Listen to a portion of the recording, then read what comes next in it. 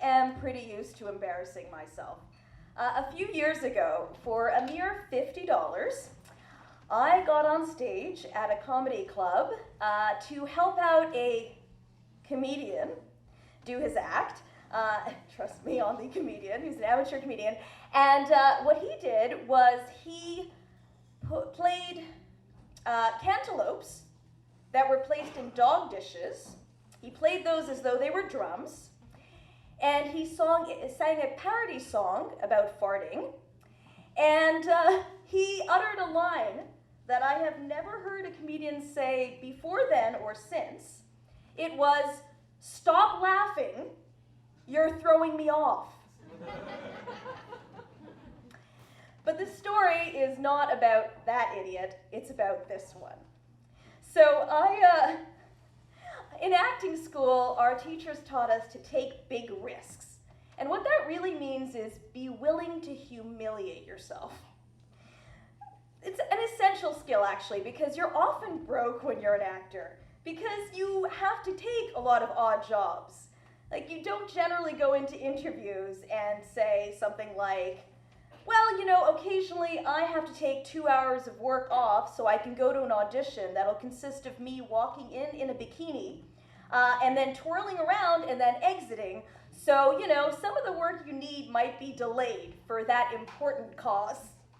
That's not something that sells you to employers. So you do take a lot of really strange jobs. And you basically turn yourself into a mental piñata for money.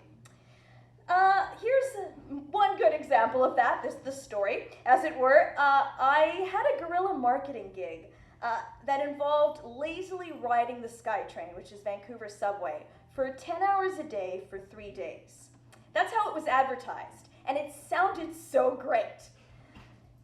Except for one little unadvertised detail, which was that I would be riding the train with a nude mannequin. And at the training, they also explained one other thing, which was that the mannequin would be the same sex as us, the riders, because otherwise it might be weird. Otherwise, you know, I am riding a train with a naked mannequin. If the sex is somewhat the same as mine, does that somehow obliterate the weirdness? Like, oh, hey, look, Bob, check out that freak riding the train with a naked mannequin. No, Dave, see, the mannequin's the same sex. Oh, sorry, my bad.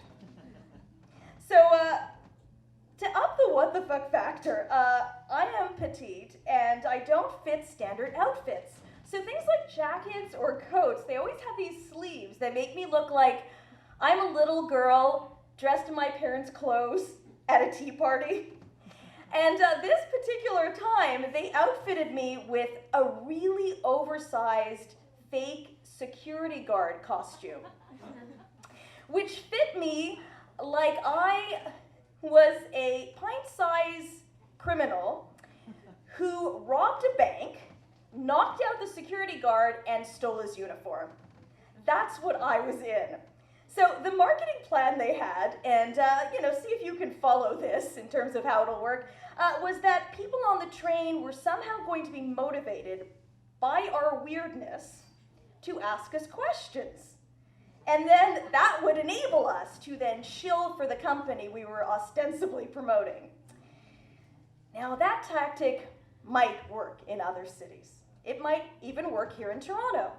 You know, maybe New Yorkers, Bostonians, Montrealers would somehow inquire, "What the fuck are you doing?"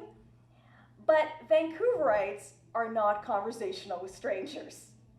Vancouver, if you have never been there, is a city where a campaign was started where people could wear buttons with the words "OK Social" to indicate that they were okay with people they didn't know talking to them.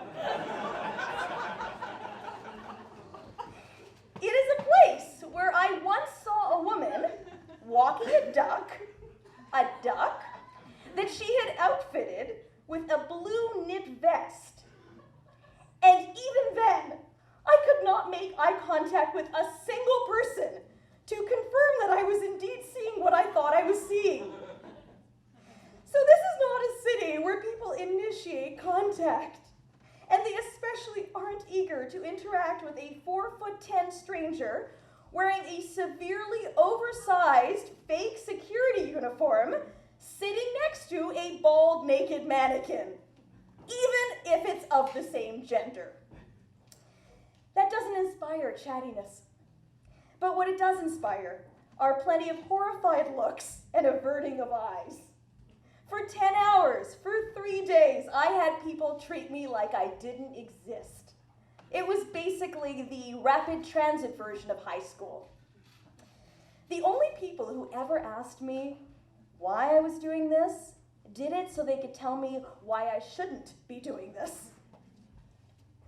Now, one man chose to lecture me about where my life was going, which is something that I had the opportunity to think about consistently every minute for 10 hours a day for the 3 days. The low, though, or should I say lowest point, came when it was lunchtime, because we had to go to a major food court with our mannequins during, lunch rush hour. And, we have to eat with our mannequins. So I parked my dummy at the seat at the only empty table so I could have my hands free to bring back my food. And when I came back, I saw a businessman sitting with my mannequin. I really didn't have any idea how to address the situation. So, I had no pride left at this point. What I did was just sit down and start eating. And that's when he said, "Oh, are you sitting here?" And I was like, yeah. And then he said, "Well, I'm expecting people." And I thought of asking him how much better it is to conduct a business meeting next to a naked mannequin, but then I realized he had no problem with the naked mannequin at the meeting. The problem clearly was me. So after the 3 days, I came to the following conclusions. And these are the 3 conclusions. I had to learn something. One of them was people responding to you like you are a nutcase actually makes you feel like a nutcase. 2, as a general rule, walking around in a costume in a major city is a good indication that your life is not going as planned.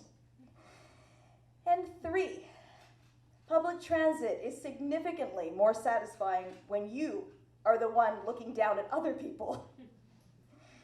So you would think that I could tail my humiliating activities these days. After all, now I'm in my early 40s, and I, at one point, had a good reputation in a field that did not involve failing at walking into a room in a bikini. But now I need material because I do stand-up comedy. And the great thing about stand-up comedy is that even if people are looking at me like I'm a freak, at least I am wearing clothes that fit me. Thank you very much.